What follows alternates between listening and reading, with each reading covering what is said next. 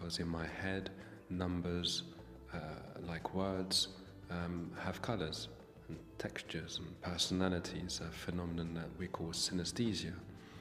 And though I didn't know about it at the time, synesthesia is very important in creativity. A writer, Nabokov, was synesthetic as well, and possibly autistic as well, although we wouldn't have known to diagnose him at the time. And in the same way as Nabokov, I see words with colors when I write. So I have a condition called high-functioning autistic savant syndrome. It's a quite an unusual condition in which the mind, the brain, connections between the different cells in the brain develop a little differently to most other people's minds. And one of the consequences of this change in my childhood was that, on the one hand, I had great difficulty with social interaction, for example, but on the other hand, I was able to develop certain faculties for language, for example, and numbers as well, because in my head, numbers, like words, have colors and textures and personalities, a phenomenon that we call synesthesia. And though I didn't know about it at the time, synesthesia is very important in creativity. A writer, Nabokov, was synesthetic as well, and possibly autistic as well, although we wouldn't have known to diagnose him at the time. And in the same way as Nabokov, I see words with colors when I write, and like him, I have my passions and obsessions with numbers, with chess, and so on. So my first novel, for example, was all about chess, a chess match between Soviet grandmasters in Moscow. And so what could have been a great handicap for many people, unfortunately, autism has many difficulties, for me has been finally a chance, an opportunity to understand the world from a different perspective and to find a path as a writer, because I think most people would agree that writers are quite unusual people as well, and they have this great force in coming at the world from a different angle. And as readers, people want to see the world through these different eyes. The word time is a good example. The word time as a word, time, it's orange. But it's important to add that the fact of having autism or of having synesthesia does not prevent me from thinking abstractly. So I'm able to entertain the idea of time as a phenomenon and to wonder, did time begin with the beginning of the universe, for example?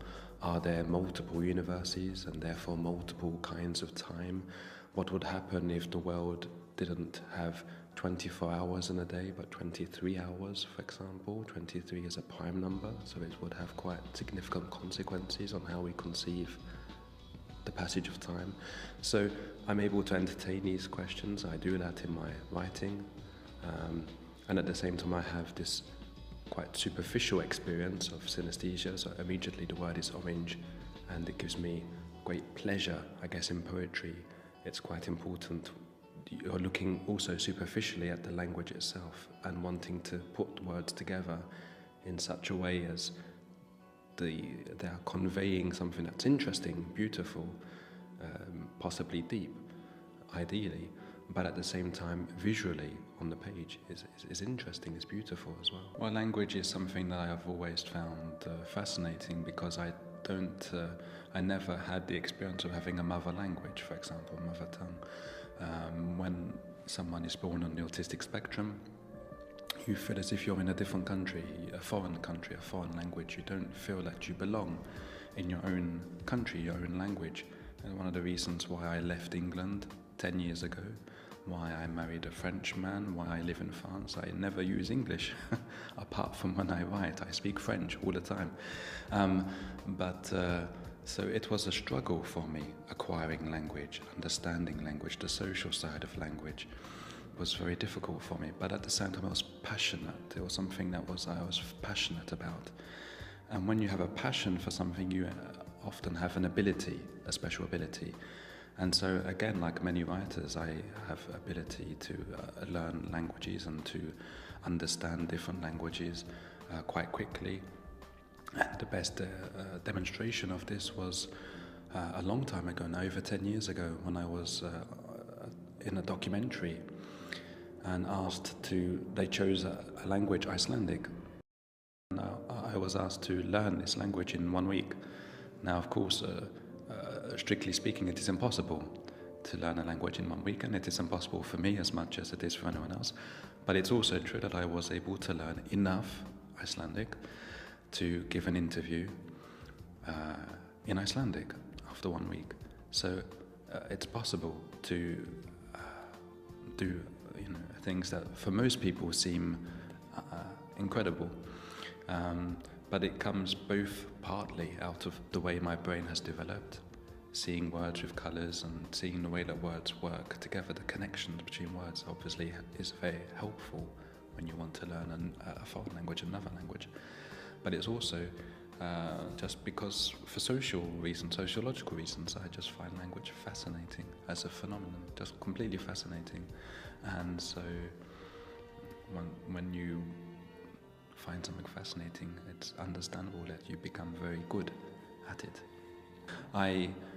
On an everyday level, I use 3 languages: English, French and Icelandic. Icelandic because ever since I learned this language in 1 week, so to speak, I made wonderful friends in Iceland. I go there every year. I continue to use it. I write my emails in Icelandic. So it's not just a stunt.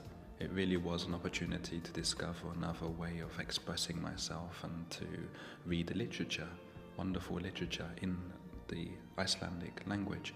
I also know some Esperanto, but Esperanto is not a language that we speak. It's a language that I can write.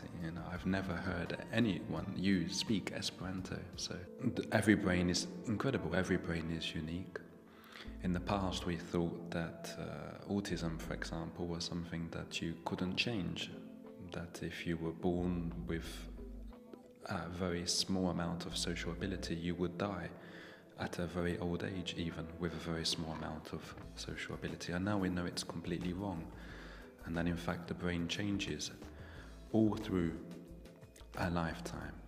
And so if you're born, as was my case, with autism, and you have lots of stimulation from an early age. I was very lucky, I had lots of stimulation, 8 brothers and sisters, so lots and lots of stimulation, very, very early.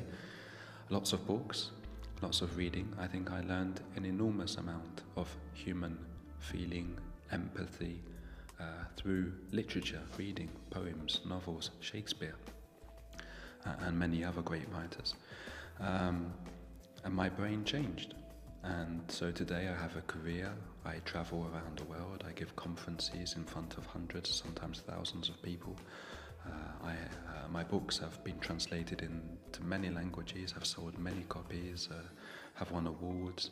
So it's amazing what I've been able to do, but really it's amazing, but it's also because we had from the beginning this wrong idea about the limits of what human people any kind of expression of humanity is capable of. And I think it's the same for anyone, that the moment we put limits on somebody and say this is as high as somebody can go, then instinctively I disagree. I think that very often we just do not realize how far we can go until we try.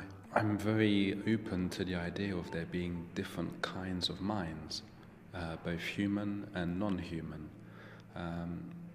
For my part, I am not persuaded by the evidence for extraterrestrial intelligence. I know that many people ask me, is there life outside our planet? And I think from a purely mathematical point of view, there is no evidence at all that there is such a life, intelligent life outside of our planet.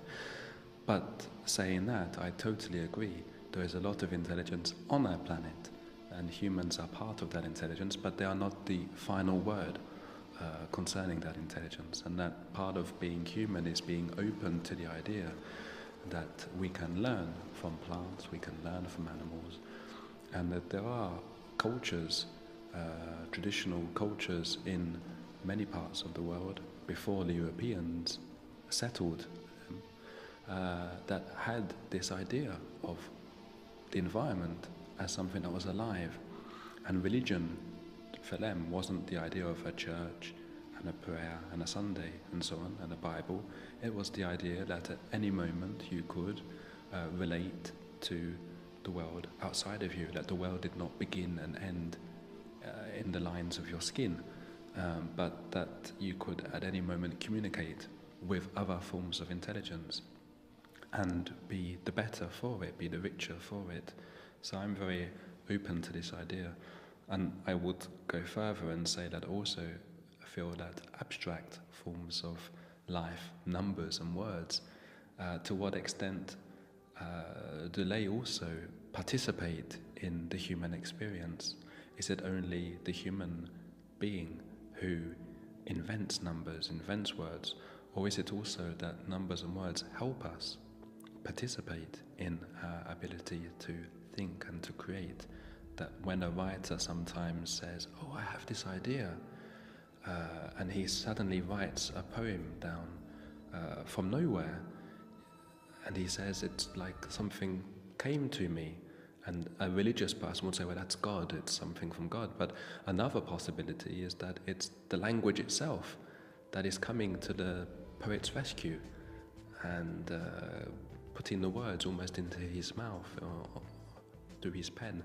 So I'm very open to this idea as well, that all kinds of objects have some kind of intelligence, and that it's all about using our minds and language as well to... Many things can't speak. Animals and so on can communicate, but they don't necessarily use language in the way that we understand it. But we do, and it's also our responsibility to use this ability to speak on behalf of those things that don't have words, language. So it could be other forms of life, and it could be also inanimate objects. A poet, when he writes about a lamp, or when he writes about his own pen, he's giving life by giving language to these objects that normally we consider completely lifeless. And we can ask the question philosophically, is the poet giving life to the pen or to the lamp and so on, or is it that these things already exist in some way and that we are simply using our intelligence to communicate with them? By nature optimistic, so I hope the sword won't fall on our heads. I think that it's good that we have a growing awareness of the need to be respectful both to each other and to the environment, to the planet as well. And that I think it's good to give warnings, but I think it's also dangerous to maybe only give warnings, because when you only give warnings to people, then sometimes they choose to go the wrong way. You know, they don't like being told off too often, too much, like being scolded like a bad child. So I think it's better than to scold is to give an idea of the future of our planet, of our society, that is persuasive enough that people instinctively, intellectually want to be part of that. And I think this is what writers are very good at doing, and poets and journalists. And the moment you pick up a pen, it's an act of civil disobedience in some way. You're wanting to make the world better, because if you didn't, you wouldn't bother picking up a pen at all. And from that moment that you pick up a pen and you make this gesture and you write and you make your voice heard, then I think so long as you can get that voice heard by other people, you publish your work, it finds an audience, you can persuade. And the best way, I think, to persuade, the most persuasive forms of writing are often those that are least didactic, those that least try to show that, you know, this is what we're trying to tell you. We're trying to make this very important point. No, it's better to tell a story. Humans love stories. We're instinctive storytellers. And the moment that the story is well done, then I think it's persuasive enough on its own terms, and the story that we can tell about our world, our planet, our environment, as long as it's well told, will persuade enough people, I'm sure, in the future. So I'm going to be optimistic here and say I think the world will go on for a very long time, and we will find solutions. I think the key word is tool. It's a tool. And from the moment that we understand that it's a tool, it depends what we do with it. It's like language. We can use language in a way to inspire and to entertain and to educate. And we can use language to humiliate and to insult. And so it all depends what we're doing with it.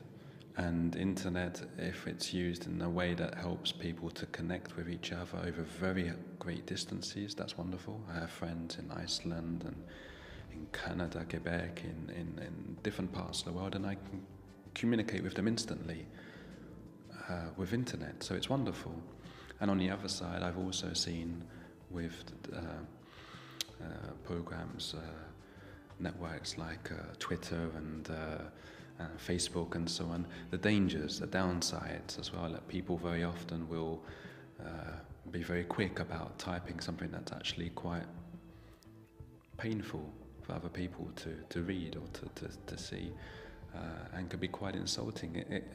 It's paradoxical. At the same time, it brings us closer together, and it also creates distance as well. It also encourages people to live in bubbles. And I spent so long in a bubble as a child with autism that I would never encourage anyone to want to live in a bubble, whether it's internet or any other.